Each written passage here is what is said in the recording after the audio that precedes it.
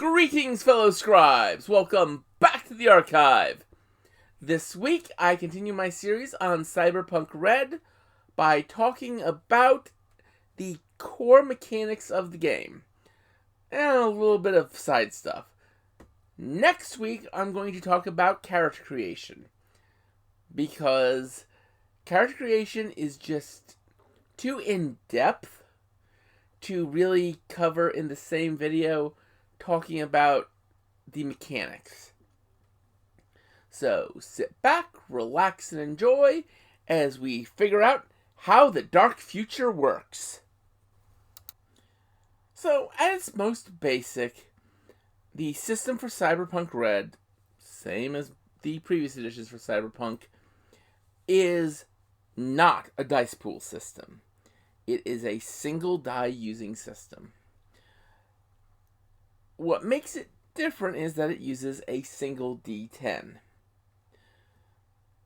And what you do to determine what your result is, you will roll 1d10, and to that you will add your skill ranks and the attribute for that skill.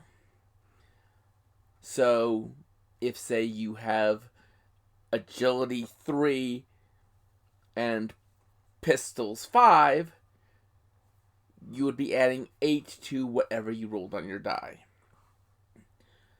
Or if you have empathy 5 and persuasion 5, you'd be adding 10. Now, the system kind of operates on an interesting sort of tiered system. Understand, these ranks don't actually have any game effects per se. They're just sort of guidelines. But it's generally considered that if you have an attribute and skill combo of 10, you're at the basic level of competence. If you have it at 14, you're a reasonably skilled professional person. If you have it at 18, you're one of the top at it in the world. And this is kind of because there are restrictions on how your attributes can be at start. And to have those higher ranks, you're either putting a lot of points into the skills themselves, getting them to the maximum ratings, or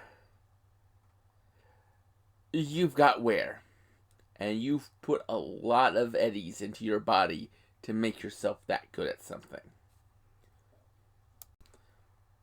I don't normally in these videos go in depth into combat, but I am going to talk about it a little bit more than I normally do. Just because there's a lot of stuff in combat in Cyberpunk that is different from other systems. First, of course, is every round starts with initiative. When combat starts, you roll initiative. This initiative stays the same throughout the fight, for the most part.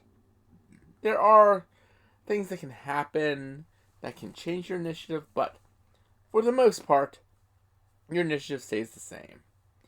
And it is your reflex attribute plus 1d10. When you act, you get one move action and one other action. Every turn a character gets, they get one move action and one other action. Move action is, of course, moving. Now, you can move, shoot, and continue moving. Splitting your movement does not break your movement action. You can swim, climb, jump, anything that involves moving. And if you take an entire action and take -8 to your check, you can actually aim at a specific location of a target. That's not always the best thing, however, because you are rolling only your reflexes plus the relevant weapon skill plus 1d10. Your target is the defender's defense value, which is determined by the range and the weapon you're using, or the defender's dex plus evasion plus 1d10. Note that in order to dodge bullets, you have to have a reflex of 8 or higher to be able to dodge a ranged attack. If your target has that, good luck hitting them. Because, simply put, well, let's look at it like this. You're using a pistol. Your target is 7 to 12 yards away. You're going to be rolling a 15, just based on that. However, let's say your target has a reflexes of 8 and has a dex of 7 and an evasion skill of 5. That means they're at a base 12 before they roll their d10. When they roll that d10, if they get a 4 or higher, they're more difficult for you to hit than if you were just shooting at them normally.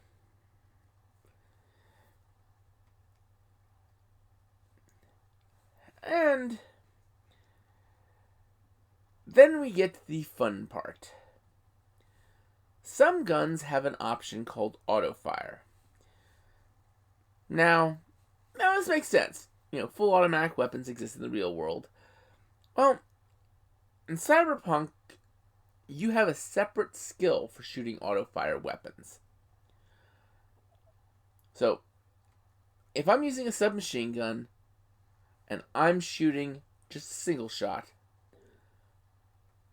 I'm going to use the submachine gun skill, or the skill that covers submachine guns, which is actually pistols. If I, however, switch it to firing Autofire, I roll using the Autofire skill. Now, Autofire will use 10 bullets, and here's what you do. If you hit, you roll 2d6 damage. And then you multiply it by the amount I beat the defense value of my target, up to a maximum denoted by the weapon's Autofire. Example, 3 for submachine guns, 4 for assault rifles. Now, what this means is not I'm rolling... this does not mean that I'm rolling 4d6 or 6d6. This means I'm rolling 2d6. And then I multiply the result by up to 3 or up to 4. So if I rolled poorly and only got a 12 with my submachine gun example, sorry, I rolled poorly and only got a 6 with my submachine gun example, but I got good on my Autofire hit, I'm going to do 18 damage max. If, however, I rolled 12, I'm doing 36 max.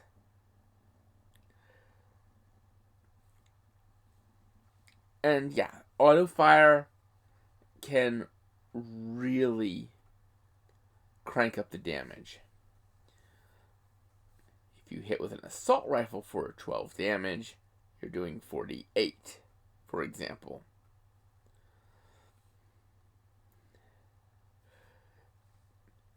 Of course, do remember, targets with a reflex of 8 or higher can still choose to dodge. Now, one thing that's kind of important to remember is, in Cyberpunk, where you are hit actually matters. You can actually lose an arm, get hit in the head, etc., etc. Where you are being hit can have different effects based on where you're hit. Hence why armor is important. Armor comes in 2 pieces usually. 1 piece for the body and 1 piece for the head. The exception to this is the body weight suit commonly used by netrunners. That has an armored hood that helps protect their head. And yeah, armor, of course, puts penalties to everything. It's,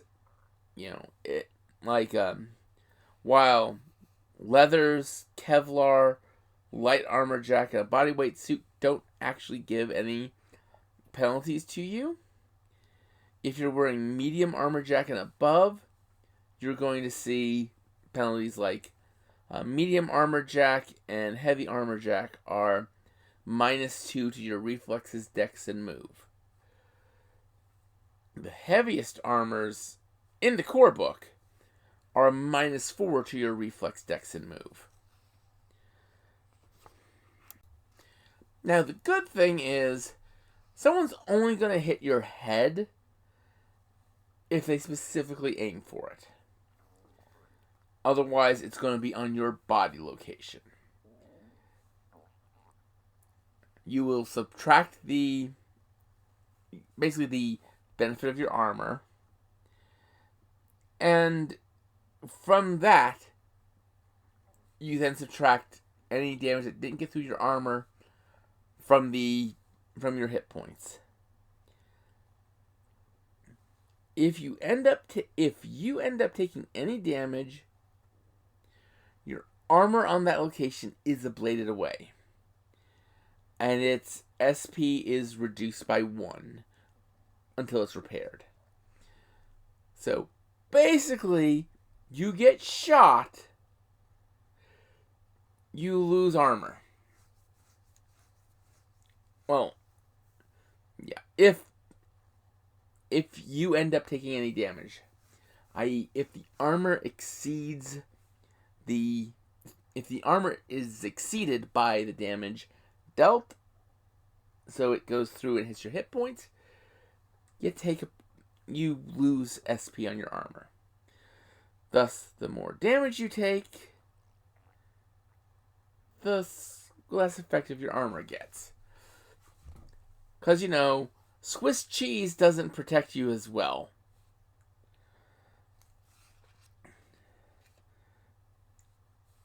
And that's really kind of the quick and dirty summation of the main system elements.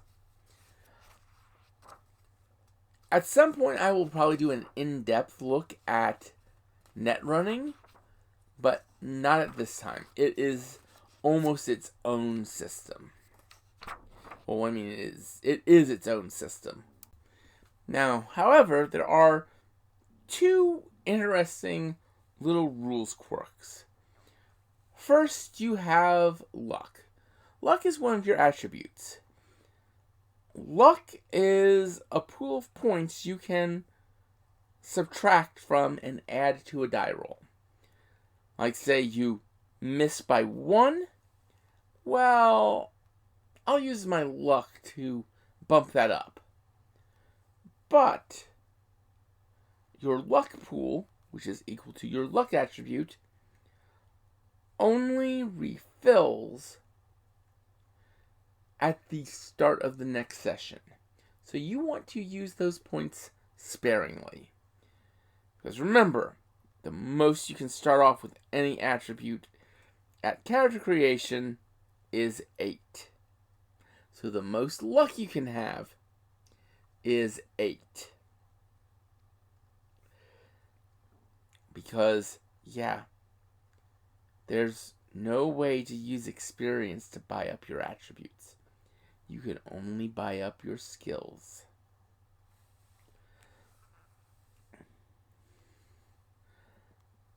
Now, the other interesting area to talk about is what sets Cyberpunk apart. The Cyberpunk game has always had the amount of wares you can put into your body, the amount of chrome you can shove into your flesh, impacted by your humanity. Your humanity is equal to your empathy times 10. And each point of humanity loss eventually lowers your empathy. It's like if you have a 70 empathy, a 7 empathy, and thus have a 70 humanity, even putting one piece of wear into yourself drops your humanity down into the 60s. Let's say you get something simple that has a 3-point humanity loss. Your humanity goes from 70 to 67. Well, your empathy drops to 6. Because while your humanity equals your empathy times 10, your empathy is also equal to your humanity divided by 10 rounded down. Yeah, it's kind of funky like that.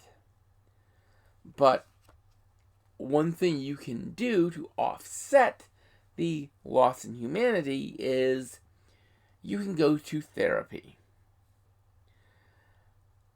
And yes, there's a quote right on page 229 I love. I see my therapist regularly. Yes, I'm a killer for hire, but that doesn't mean I can't practice good mental health. And basically what happens is when you go through therapy, you get some of that lost humanity back. Because what's basically happening is, let's look at it like this. I want a cyber arm for all the cool stuff that cyber arm can do. I'm going to chop off a perfectly good chunk of meat and have electrodes and wires shoved into my body, allowing me to control a piece of metal that might have guns in it, might have big metal blades, all sorts of different things. But ultimately, I'm taking something that's perfectly good and removing it for other stuff. That's not something somebody mentally healthy does. And when you talk about doing things like removing perfectly good eyes to add in things that have targeting reticules and can help you guide a smart bullet, you're getting into other stuff. So, and then of course, let's talk about the chopping into yourself to add things like neural links and other internal wares that aren't visible, that are modifying different things. Or let's talk about going for the steps towards full conversion cyborg, where you're not even human anymore. You're more man than machine. You're more machine than man. At that point, there's something wrong up here. And you want to talk through this. Because otherwise, you start getting detached. And ultimately, it goes through a series of steps. When your empathy reaches below 3. See, 3 or greater, you're fine. You are a well-adjusted person still. When it drops to 2, you start having mild dissociation. You start just kind of not feeling very much. People's pain doesn't quite reach you as much. When you get to 1, you're in full-blown dissociative disorder. Emotions, what are those? You can't appreciate the beauty of a flower or the beauty of a blood spatter. They're both the same to you. And you're going to start into the fringes of cyberpsychosis. These are the points where you start actually displaying psychopathic tendencies.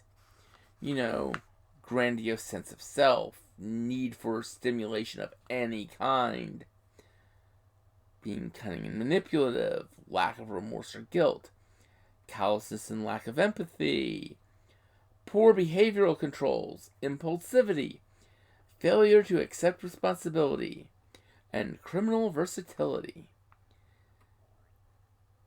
This is when you're at 1. It's recommended you pick 3 of the hair psychopathy checklist traits and use those.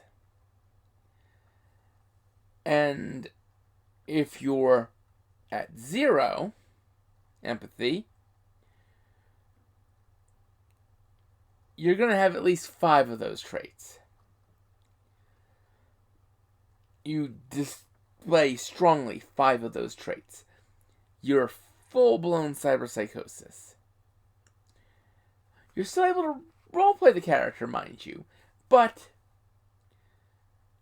you need therapy quick. Because you've put so much chrome into yourself at this point, you're just not relating to people at all. If your empathy is 0, and your humanity has dropped into negative numbers, because remember, there are things that can cause humanity loss other than shoving chrome into your body. Various mental traumas. And if one of those happens while your empathy is that low, it can push you into negative. Hand your sheet over to the GM. You are now a danger to public safety and are hunted down by a branch of law enforcement known as the Psycho Squad, or C-SWAT, aka Max Tac.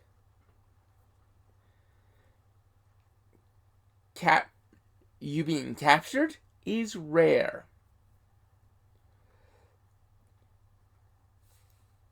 Note, however, if you are captured, or if someone somehow manages to get your humanity back into positive numbers again, your sheet gets handed back to you.